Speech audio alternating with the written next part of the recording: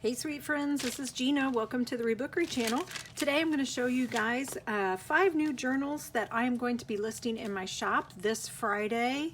I have to think of what the date's going to be. Tomorrow's 12th, 13th, 14th, so Friday the 14th, would that be right? Friday the 14th at 7 p.m. Let's go 7 p.m. Central Time. I'm going to list these 5 journals. I might have more journals. We'll have to see. So I'll talk to you about that a little bit later at the end of this video. These journals, I love. And I know I say that every time, but oh my gosh, there is something about these journals. They are super squishy, super flexible. They are just so, they feel so good in your hand. I think the size is perfect. The spine is soft. The covers are soft, but there's still a little bit of rigidity. And the best thing about it is every single thing that it's made out of, with the exception of cardstock, scrapbook paper, and my binding thread, every single thing is repurposed or thrifted or salvaged. Some of it was even stuff that I pulled from the rubbish. So yeah, I'm super excited about these guys. So let me show you what is on the inside. Before I do that though, I'm going to show you, I did some cleaning in my room. Like I cleaned out a whole bunch of stuff and I organized my paper, and I'm pretty particular about the types of papers that go in my journals. As a journaler myself, I know what papers work and what papers don't work. And so I always try to make sure that when I make my journals, I keep in mind that you are going to be using them. The papers I put in are not to look pretty, although some of them may. They're more utilitarian, and I want them to be quality papers, even though they're junked or they're thrifted or they're salvaged, or they're vintage. I still want them to be of a high quality so that you can use them and they're not going to tear or fall apart or disintegrate whenever you use them. So let me show you. I'm going to take a quick shot here and tell you a little bit about the paper that I use. So here is my shelf of my papers that I put in my journals. So I kind of divide my papers up. Papers that I would use for journaling, and then papers that I would use in journals. The papers that I use in journals, I'm pretty persnickety about. They have to actually go through quite a bit of testing before they make it to this shelf. I want papers that don't fall apart. I want papers that don't disintegrate. I want papers that are thicker so that you can mark on them. And while some papers like ledger paper looks really pretty, I steer clear of putting a lot of ledger paper in my journals just because they don't hold up very well. So this is a perfect example of some paper that I would use. That's the letterhead paper. I love it because of its feel and its weight and how well it holds up. And it's probably 1980s or so. Here's some of my older papers. And like I said, some of them will make it in my journals and some of them don't. And then here is a shot of my golden books. This is just a really small amount of golden books. These are the ones I've actually sorted and I'm going to put in my shop someday. Okay, so back up to my papers. Here are some papers that I'm trying to figure out how to incorporate these into my journals. These are pages from a wallpaper book, and they're very thick like cardstock. But what's cool about them is that they have fabric swatches that are glued onto them. And so I'm trying to figure ways to incorporate those into journals because I feel like they'd be really fun. So here are some papers that I used to use in journals, but I found that I just didn't feel like that was the best use of them. So these are pages from a catalog that department stores used to have for their sewing patterns.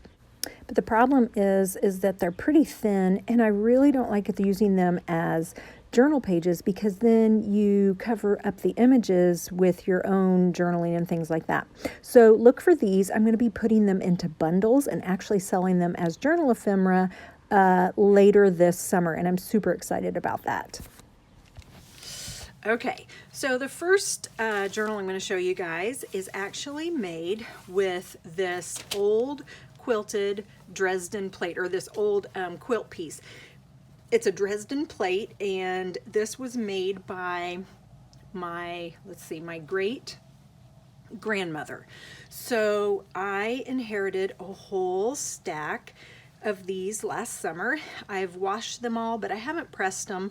And they're made out of some vintage fabrics, of course, and they're also made out of some feed sacks. And so I have a whole stack of these, and I've been thinking what would be the best thing to do, and I hadn't really used them yet because they're so beautiful. I just wanted to make sure I was doing something that would give it, you know, the prominence it needed. And so when I went to make this journal, I was like, I'm going to use one of those. So this journal, its inspiration comes from these right here, and a lot of these guys were hand stitched. And so I don't know if you can see or not, there's a lot of hand stitching. Now it looks like they went back over it with the machine because I can see some more tighter stitches, but there was a lot of hand stitching that went into these.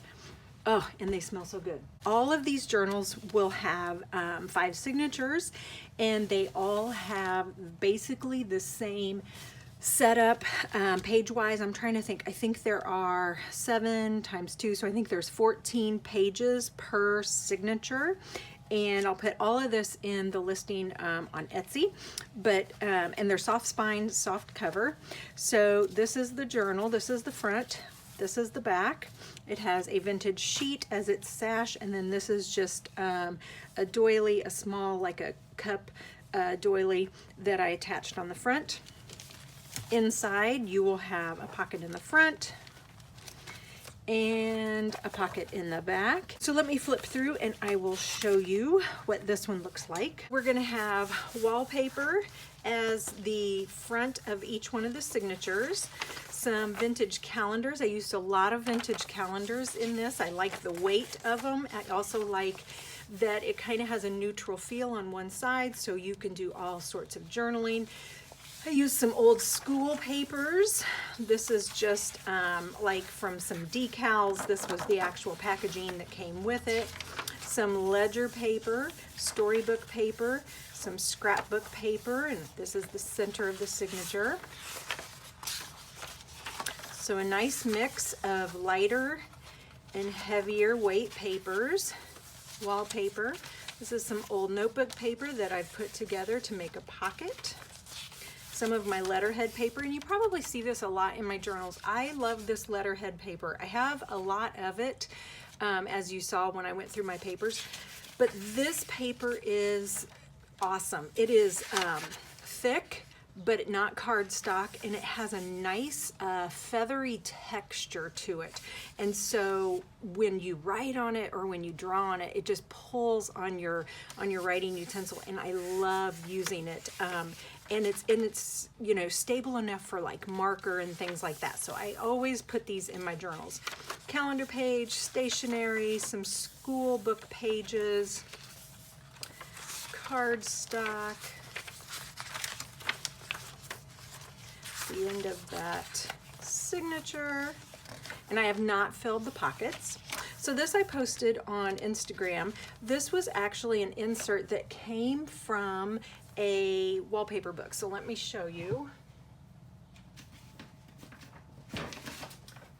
So this came with a wallpaper book, and these are the fabric samples that went with these wallpapers, and they're glued on here. And so what I did was I cut this down and I turned this into journal pages, and I cut off the glue that was on the page, and it just adds a unique little element to the page because there's fabric that's already on your page. You could sew on this, do hand stitching. You could probably glue paper or embellishments on it. Different calendar. This is some newer storybook paper that I just found in a thrift store last week, and it's about hedgehogs in the forest. And I used a little bit of it, but I actually am going to save some because I want to do some journals that have to do with woodland and forest and mushrooms and things like that. So this is some pages from some school workbooks, and then I just turned it into a pocket, so there will be another one on this other side. And I haven't put, but I'll probably put some sort of a tag in this pocket right here. It's an envelope fold out. Now you may be wondering why the calendar is upside down. Again, this is a junk journal, so it really doesn't matter if your pages are upside down or right side up, because the whole point is for you to use this just as your base, and then you put your goodies on top. But for this particular calendar, if it's a wall calendar, you have an image that's going to be right side up, and that means the calendar is going to be upside down. So I always just kind of flip them around, and for this one, I put the calendar upside down so that the image was right side up, and a couple of the other calendars I did the other way.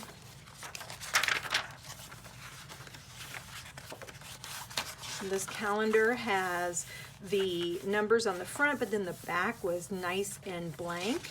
Some music paper that has a really cool texture to it. It's very, very soft and smooth, but yet it's thick. And then here's the back. So there is the one made from the Dresden plate quilt. This one, vintage sheet as the sash. Here's a doily, just some lace, some fabric scraps. Now on this one, I bound it a little bit wider. I put like an extra 1/8 of an inch in between my signatures. So if you are a person that likes to bulk up your journals, you like to add a lot of things into your journals and it makes it really, really thick, this probably would be one that would be perfect for you, because I put a little bit of extra space in between the signatures, which is going to give it oodles of room. Okay, so for this one, again, got a pocket on the inside, a pocket on this inside, some fabric scraps, and the exact same setup, same papers, just different patterns, colors, variations, fabric scraps, playing cards.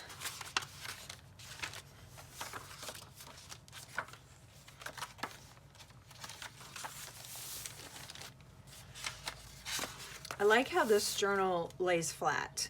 That's a sign, to me, that's a sign of a journal that's going to have a lot of usability. Like, I know that I'm gonna have a lot of room to do some journaling in this because it lays flat. Now, as you go through and you add more and more things, of course your journal is going to get fuller and fuller and pages may not lay as flat. And it also depends on the width of your journal, but I like to make my journals so that they are floppy and that they can lay flat or flat-ish. I also, and that's just a personal preference for me, because as a journaler, I know how hard it is to try to journal when your pages are like this. That's just very, very hard. But when your pages are like this, it makes it so much easier to journal. And with the fabric journals, I find that when I make them, they are the easiest to make with the journaling space, the amount of width, the amount of it lays down flat. I can do that with the hardcover journals, but it's just not as easy to accomplish as it is with these squishy journals. And I love these squishy journals. I love the feel of them, and they just seem to fit in your hands perfectly. Okay, so this one again is some thrifted fabric, and it's got a wider width between each of the signatures. This is my journal that was inspired by my trip to the Volkswagen car show. So this was some fabric that I had had for a while and just hadn't really had the perfect thing to use it. And I love this fabric right here. So this is my VW inspired journal. Now there's not any VW ephemera or anything in here, but I look at this plaid and it just makes me think of the interior of Volkswagen. So again, 5 signatures. They're a little bit closer together. This is going to be a softer spine and a soft cover. I put a pocket on the front of this with some feed sack fabric and just some thrifted fabric, and then I just made a little booklet here out of some scraps. Tuck that in. This is some of my favorite trim right here. and then a vintage sheet as your sash with these tassels. So this one has like a grass cloth that I left exposed, so you can kind of see that. And I was thinking 70s with this. So the grass cloth with this wallpaper right here with this gold and this plaid fabric. Oh, it is so totally 70s and pretty groovy. And I apologize for the light in here. It is like the afternoon and the light is on the other side of the house, so I don't know how dark this is going to be. Hopefully you'll be able to see it. So again, same setup. And as I've been saying with my journals, I don't like to over embellish them. I like to put just enough to give you guys some inspiration, but to leave the pages so that you can add your own touches.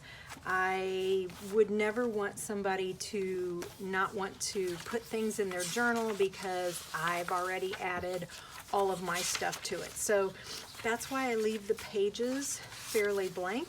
It's because I want you to use this for your journaling and your artwork and your memories and your stories. And this one has a little tuck pocket right here that I need to fill. And then I did the stitching on the back. And this one kind of lays flat. It's got more of a curved spine, so it's not going to lay as flat as the other one, but still, you're going to have a lot of space when you go to journal.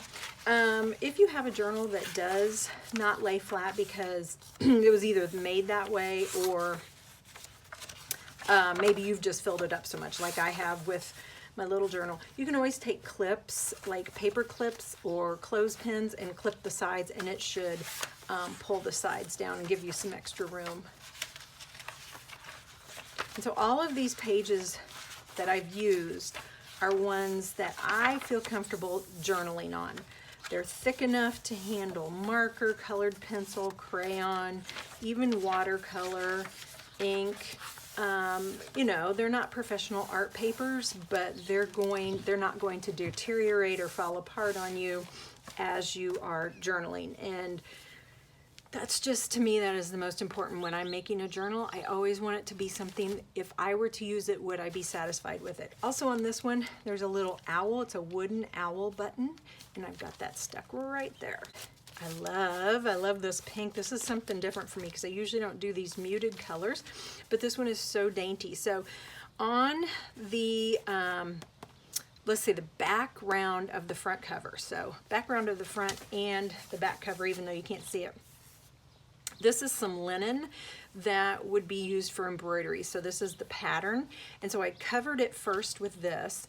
Then I took a hanky and I covered it with this hanky, and it's soft and well worn. And then I just did some messy stitching around it, which gave it the pleats and kind of left the edge. I added some lace, some old feed sack fabric, some roses that I found at a thrift shop, and a doily. Here's my vintage sheet sash. I added some buttons down here, just hand stitched those on because I felt like it needed something. And then here is some ribbon trim, and I used it as the spine, so it's on the front and it's on the inside. And this makes the spine nice and soft, but it also gives it some rigidity to hold the journal together. This journal is delicious. It is just so, I cannot get enough of this one. So look at how squishy it is. It is going to be able to be filled with lots of your stuff. And so on the inside, again, I have some sort of a grass cloth, although I don't know that this is as much grass as the other one is, but it's kind of made to look like grass cloth. It's textured. And then the trim is 2 pieces of lace that I've sewed together. And then the back over here, same thing. Nice deep pocket. And then the inside is all the same components as the other journals. And I used a lot of pinks, muted pinks in this one. But I still have some pops of bright color.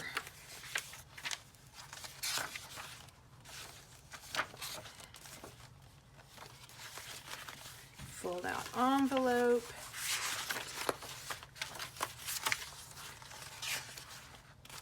And then here, I had trouble with the fabric, the wallpaper fabric, because I didn't have any pinks that I had pulled. So you're gonna get some greens and blues, and I'll show you that page here in just a second, but it's all right. It just kind of adds a little bit of interest to the journal because I'm throwing in some colors that weren't there on the cover.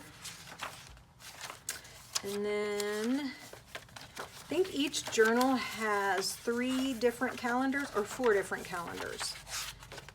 A couple of them for the 50s, some 80s, and then some 1972. And then here's that pocket, which I'll put a tag in. And this is a page from Peter Rabbit. And there's the back. This one reminds me of a purse that I had when I was growing up. It was what I called my hippie purse. It was embroidered. I think it had beads on it, and it was just kind of like a little sack with, you know, a strap on it, and it just had all this embroidery and all this stitching and all these beads, maybe even some fringe.